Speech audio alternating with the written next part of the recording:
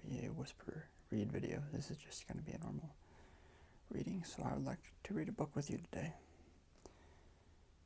The book's name is Marine Sniper, the explosive true story of a Vietnam hero, 93 confirmed kills. Written by Charles Henderson. It is a biography on the Marine sniper Carlos Hathcock, who many, including Chris Kyle, believe is the greatest sniper ever to live. So I'm going to read, there's a lot of text before the actual book, so I'm going to read that today. Stalking a Viet Cong general. The young officer took his place at the side of his superior. The sniper's crosshair lay directly on the general's heart. Hathcock's mind raced through all his marksmanship principles. Good, firm grip. Watch the crosshairs. Squeeze the trigger. Wait for the recoil. Recoil sent a jolt down his shoulder. He blinked, and the general lay flat on his back, blood gushing from the old officer's chest, and his lifeless eyes stared into the sun's sweetness.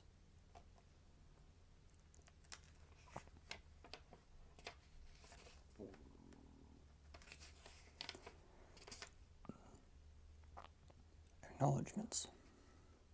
No author has ever written a book totally alone. Somewhere along the line he had assistance. In most cases, that assistant has been great. This book is no exception. First, I thank Raymond B. Leach, a fellow author who introduced my work to Soilstein and then guided me over the first hurdles of being published. I will be eternally grateful to Ray for that. Thanks to my editor, Bill Fryer, for boiling down more than 700 pages of manuscript and leaving the content and focus of Carlos Hathcock's story intact. And thank you, Soilstein, for your faith in me as a writer.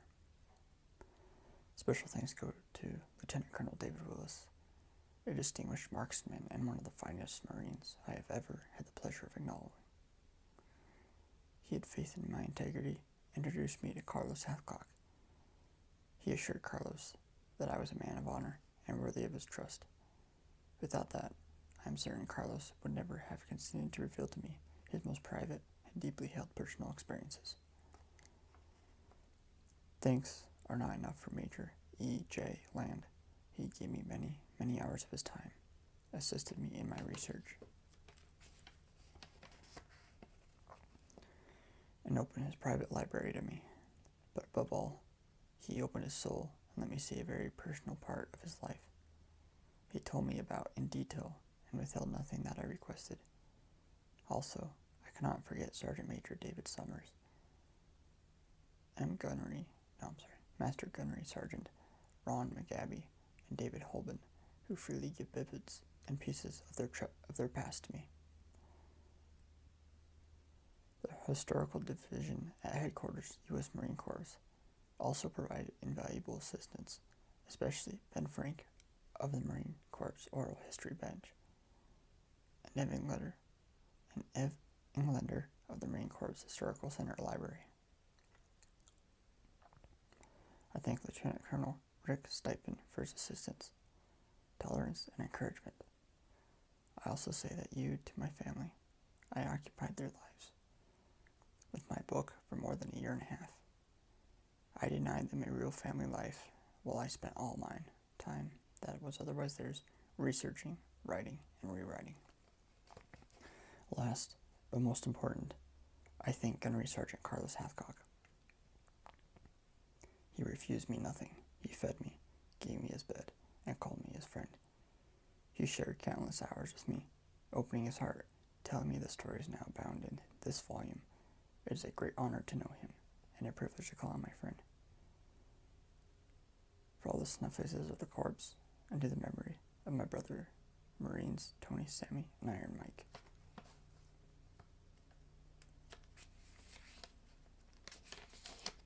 Forward. To be nationally recognized shooting champion takes a special kind of individual. to be effective on the battlefield as a sniper requires even more extraordinary qualities. Gunnery Sergeant Carlos Hathcock is one of those rare individuals who has carved a niche in Marine Corps history by being both. It takes a special kind of courage to be alone with your thoughts, to be alone with your fears, to be alone with your doubts. This courage is not the superficial brand stimulated by the flow of adrenaline. Neither is it the courage that comes from the fear that others may think one a coward. It is the courage born of honor on the battlefield, and a sniper's ethic. He shows it by the standards and discipline with which he lives his life in combat, by the decency he shows his comrades, and by the rules he adheres to when meeting the enemy. The sniper does not hate the enemy. He respects him or her as a carry. Psychologically, the only motives that will sustain the sniper is the knowledge that he is doing the necessary job and the confidence that he is the best person to do it.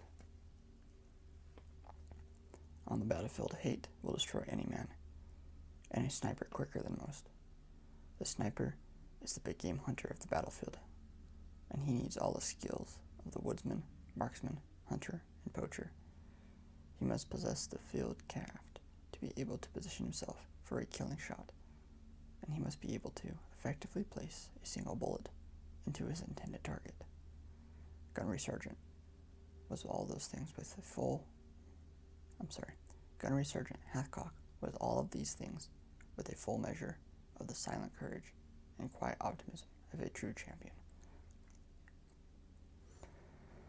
The war in Vietnam was ideally suited to sniper warfare. However, the rules of engagement and a lack of understanding of the sniper's role made his effective employment a constant struggle. The struggle continues.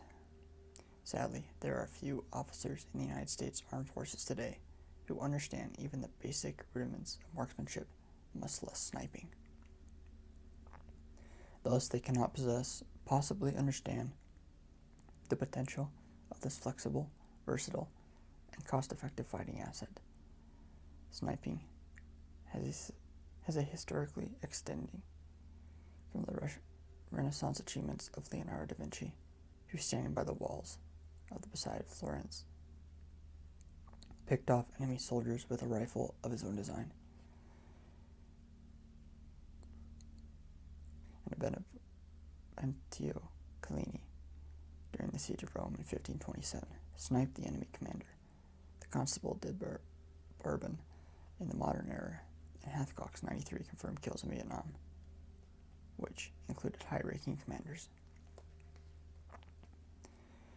At the beginning of every conflict in this century, there has been a slow, dawning realization of the need for snipers. And at the end of every conflict, there has been an effort to pull the genie back in its bottle.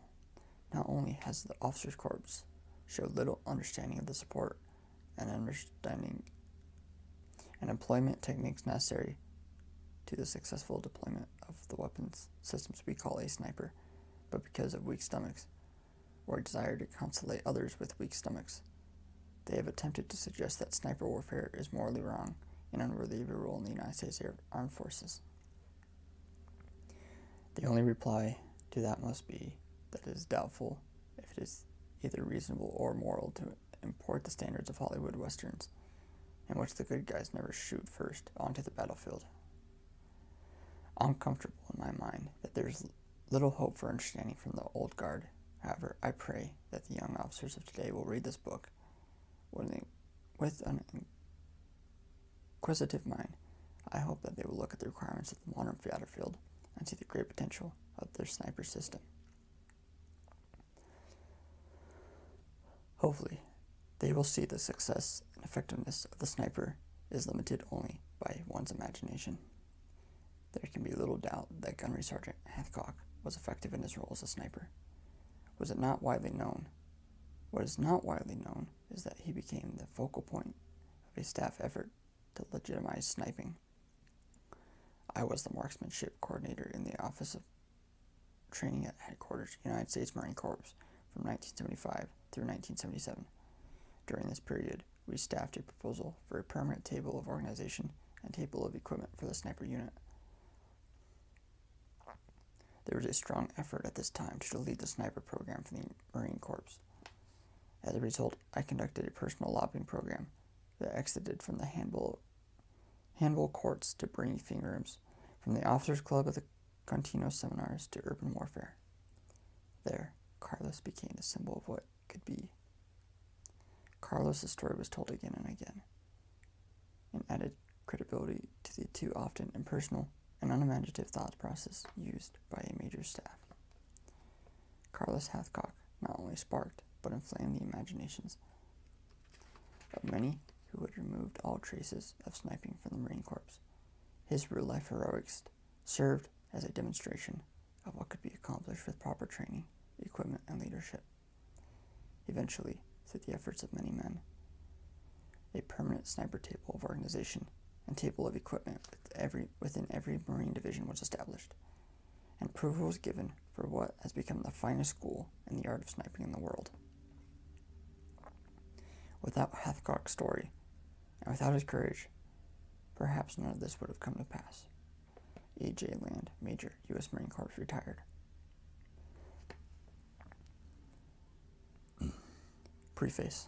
This book is based upon the personal recollections of the participants and upon the official Marine records kept at the Marine Records Historical Center in Washington, D.C., operational orders, situational reports, and after-action reports provided the historical framework for the story Marine Sniper. As for the actions of the enemy, whatever was not observed by American eyes was reconstructed from the evidence found after battle. And in specific instances, spectacular windfalls came my way. The notebook of the Apache woman, in which she kept a record of her day-to-day movements and observations, in which she reports on her encounters with the American enemy, was recovered after her death and lent to me by a Marine who was on Hill 55. In a few places, I have taken the liberty of inventing dialogue for Hathcock's North Vietnamese and Viet Cong opponents. Those are the only elements in the book that cannot be fully justified by a careful examination of the evidence. Everything else has been made factually accurate to the best of my ability. There is no hunting like the hunting of a man, and those who have hunted armed men long enough and liked it never cared for anything else thereafter. Ernest Hemingway. I'll actually start reading the book on a later date. I just want to try kind of just a normal voice and see if that provides ASMR. If not, I would just stick to whisper read videos. If you have any comments or suggestions, leave them in the comment section below. If you enjoyed this video, give it a thumbs up. If you disliked it, give it a thumbs down. If you want to see future videos, future ASMR videos, subscribe to The Real Reading ASMR. If you have any comments or suggestions for any books that I should read, also leave those in the comment section below, or email them to me personally. I want to thank you for watching today. I hope you have a pleasant evening, and I'll read to you next time.